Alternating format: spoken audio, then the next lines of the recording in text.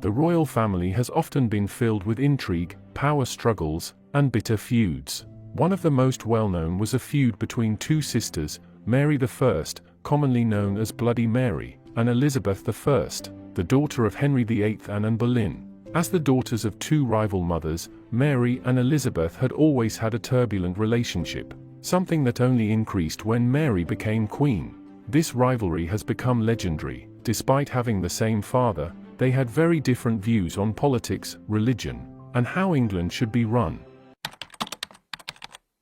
Mary was the only surviving child from Henry VIII's first marriage to Catherine of Aragon, a strategic union between England and Spain. Raised by her strong-willed Catholic mother, Mary grew up in a loving environment, doted upon as the jewel of her father's eye. Princess Mary was highly educated, spoke multiple languages, excelled in singing and dancing, and remained deeply devoted to her Catholic faith. However, as it became more apparent that Catherine would be unable to bear Henry a son, Henry's attentions turned elsewhere, casting Catherine aside in a decade-long attempt at annulment so he could marry Catherine's lady-in-waiting, Anne Boleyn. Frustrated by the prolonged delay in receiving the Pope's approval for his divorce from Catherine of Aragon, Henry took a decisive step. He renounced the authority of the Catholic Church and declared himself the head of the Church of England. This act of defiance allowed him to proceed with the divorce he desired and paved the way for his marriage to Anne Boleyn, who was already pregnant at the time. This significant break with the Catholic Church marked the beginning of the English Reformation, and had profound implications for the religious landscape of England.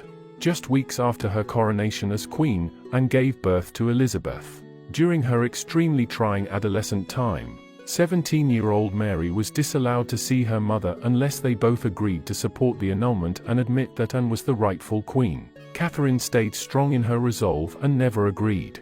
She died in 1536, having never been allowed to see her daughter again. Once married to Anne, Mary became another victim in her father's scheme to have a son. She was declared illegitimate, stripped of her royal possessions, tutors and servants, and was forced to be a servant in the household of her new baby half-sister Elizabeth. Despite the disappointment of not being born a boy, Elizabeth became the center of attention for Henry and his new queen. As Mary was cast aside, Elizabeth was bestowed with the title of High and Mighty Princess of England, and she was prominently displayed at court, receiving the affection and attention befitting her royal status. Raised as a Protestant in Henry's new Church of England, Elizabeth stayed true to her mother's religion for the rest of her life. However, her status as princess was short-lived, as her mother was executed for treason in 1536. A few days later, Henry married his third wife, Jane Seymour, which altered the line of succession and led to Elizabeth being stripped of her titles, just as her sister Mary had been. Under the pressure from her advisors and fear of what her father might do to her, Mary finally acknowledged Henry as the head of the Church of England and admitted that she was illegitimate. In 1537, Queen Jane gave birth to Edward, which ultimately pushed Mary and Elizabeth aside in the eyes of their father and the court.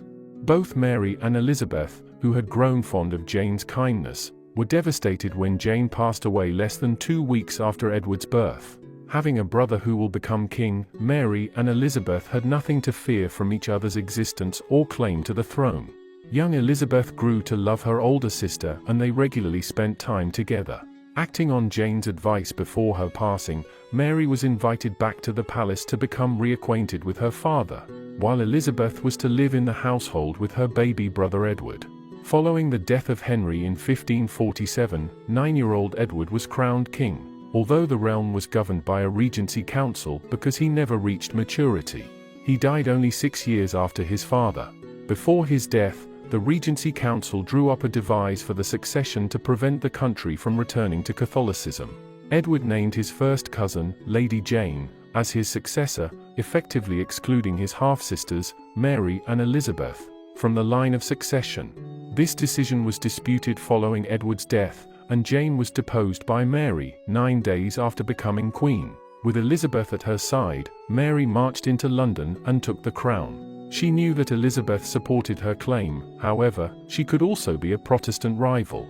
Mary turned her attention to finding a husband and producing an heir, which would prevent the Protestant Elizabeth from succeeding to the throne. Mary married Philip of Spain. Her marriage to Philip stirred fear among her subjects that England would fall under the shadow and control of the Catholic foreign superpower. That was Spain. Soon a plot to overthrow Mary and put Elizabeth on the throne was hatched. The plot known as Wyatt's Rebellion was led by Sir Thomas Wyatt and other fervent Protestants. The plot was quickly foiled, and all the ringleaders were put to death. Elizabeth, suspected of being involved, was questioned by the Privy Council and thrown in the Tower. Mary had her death warrant in hand but ultimately chose to spare her sister's life, although Elizabeth remained imprisoned for several months. By 1554, Catholicism was restored and heresy acts returned, leading to the gruesome burning at the stake of hundreds of Protestants as punishment. This period of religious persecution earned Mary the lasting epithet of Bloody Mary. A suspected pregnancy gave Mary the hope of a Catholic succession, but no heir was ever born. The phantom pregnancy was ultimately the end of Mary's power. Embarrassed and angry, Philip left Mary to return to Spain. With no heir on the horizon, it became clear that Elizabeth would become queen. Mary's deteriorating health compelled her to summon Elizabeth and convey that upon her death, Elizabeth would be the new queen. Attempts to convince Elizabeth to continue with the Catholic traditions were unsuccessful, and on November 17, 1558, Mary died. Elizabeth would go on to rule, unmarried, for the next 45 years. Her rule was known as a revolutionary, golden age.